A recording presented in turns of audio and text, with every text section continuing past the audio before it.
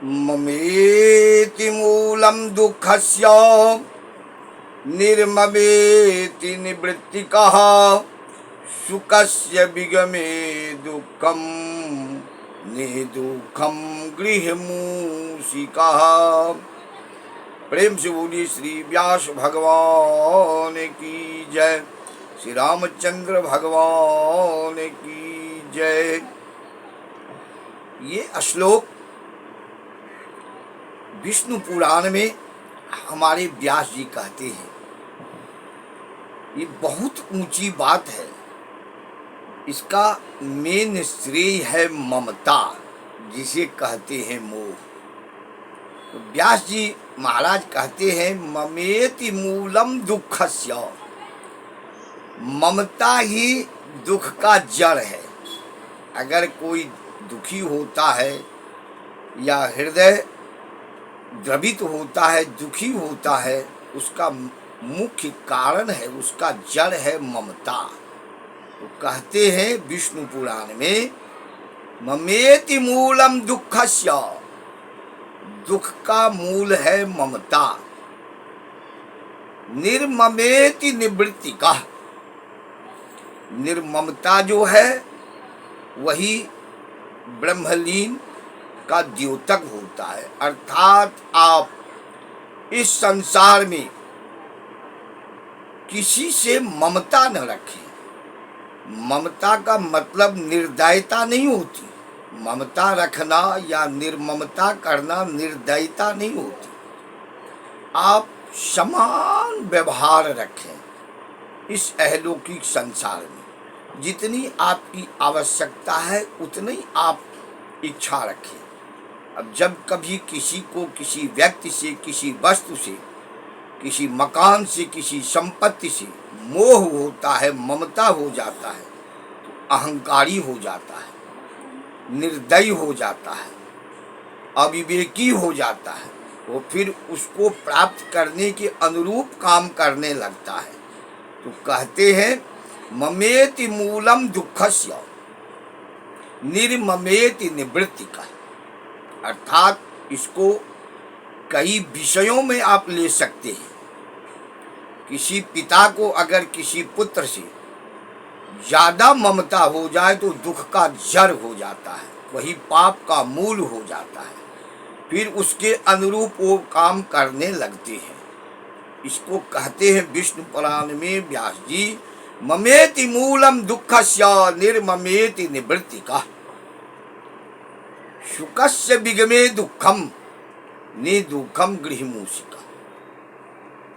अगर आप अपने घर में तोता पाले हो, पिंजरा में रखे हो, अगर अचानक उसकी मृत्यु हो जाए तो आप पूरे परिवार दुखी हो जाएंगे।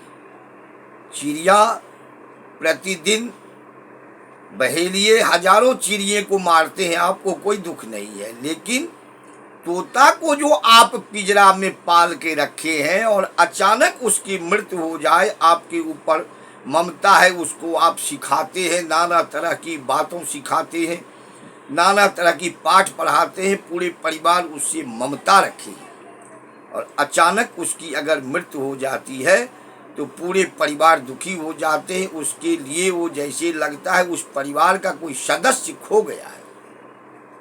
तो कहते सुखस्य विगमे दुःखम, पाले हुए आपको सुख से, तोते से ममता है, तो उसका अगर अकस्मात निधन होता है तो आप सब दुखी हो जाते हैं।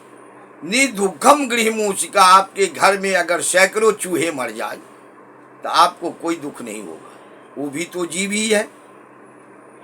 तो दुख का कारण होता है ममता।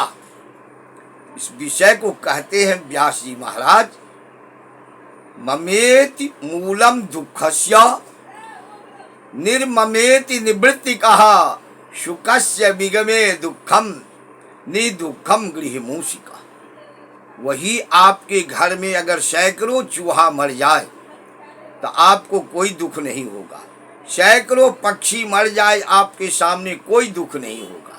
लेकिन एक तोता को जो आप पिंजरा में पाल के रखे हैं और उससे आपकी ममता है, अगर उसकी कदाचित मृत्यु हो जाती है तो जैसे लगता है इस परिवार का कोई सदस्य खो गया है, उस तरह से आप दुखी हो जाते हैं। ये दुख का, ये ममता ही दुख का कारण है। तो विष्णु पुराण में व्यास जी महाराज इस श्लोक को कहते हैं। और होता है ऐसा परिवार में, समाज में, देश में, जिसके प्रति अगर पूरे देश की ममता हो, अगर अकस्मात उनका निधन होता है, पूरे देश शोक में डूब जाता है। हमारे महाभारत में धृतराष्ट्र जैसा राजा कोई था नहीं, लेकिन दुख का कारण हुआ था जो उनको दुर्योधन से अतिशय मोह हो गया था। तो अतिशय मोह जो होता है वो दुख का विनाश का कारण भी होता है।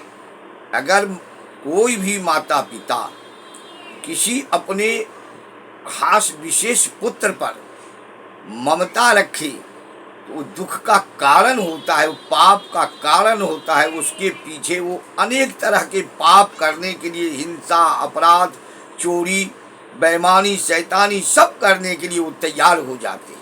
वो बहुत बड़ा पाप का कारण होता है। अगर धृतराष्ट्र को दुर्योधन से मोह नहीं होता तो 3 पीढ़ी को जाते हुए नहीं देखते। ये ममता, ये मोह था। और भगवान राम से दशरथ जी का भी मोह था, जो दुख का कारण हुआ। माता केकई को भी मोह था, जो कलंक का कारण हुआ। वही पुत्र तो वनवास को गए, या कौशल्या माता को कोई हर्ष विस्मय नहीं हुआ, कोई हर्ष विस्मय नहीं हुआ। कौशल्या माता आशीर्वाद देकर के भेजी, जाओ बेटा। सुमित्रा माता आशीर्वाद देकर के भेजी लक्ष्मण जी को, जाओ, जहाँ राम तहाँ अवध निवासु, तहाँ दिवस जहाँ भानु प्रकाशु। जाओ, तुम्हारे हेतु राम बन जाही। गोस्वामी जी कहते हैं मानस में। तो सुमित्रा भी तो माता थी, जसोदा भी माता थी, अब पूतना भी माता थी। भगवान कृष्ण का जन्म जसोदा के गर्भ से नहीं हुआ था, देवकी के गर्भ से हुआ था। और कंस के अत्याचार के कारण भगवान कृष्ण जेल में जन्म लिए और वसुदेव जी उनको नंद बाबा के यहाँ भेजे। और माता पूतना पता नहीं पूर्व जन्म की बदला लेने अस्तर में विष लगा करके पहुंची भगवान केशव को दूध पिलाने। भगवान उनको मुक्ति तो करा दी, तो वो भी माता के रूप में गई थी अपनी बदला प्रतिशोध चुकाने। तो माता पूतना भी थी, माता जसोदा भी थी। तो जिसको जो जिस जन्म का पाप पुण्य लिखा है वो अदा करने के लिए यहाँ आते हैं और करते हैं। होता वस्तुतः किसी से कुछ भी नहीं है, जो प्रभु की कृपा होती है वही होता है। तो कहते हैं विष्णु पुराण में, ममेति मूलम दुःखस्य, ममता ही दुख का कारण है। और वो दुख जब पहुंचता है तो उस समय में कोई आगे पीछे रास्ता नहीं बचता है, कोई कह भी नहीं सकता है। अपने पाप को हर इंसान छिपाता है। हमारे कबीरदास जी बाबा कहते हैं, बाबा कबीर कहते हैं, रहीमन बाबा कबीर कहते हैं,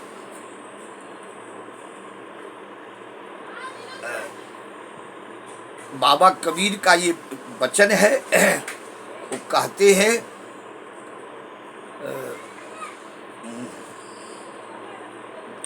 रहीमन विपदा हूँ भली, जो थोड़े दिन होई, हित अनहित या जगत में जान पड़े सबको।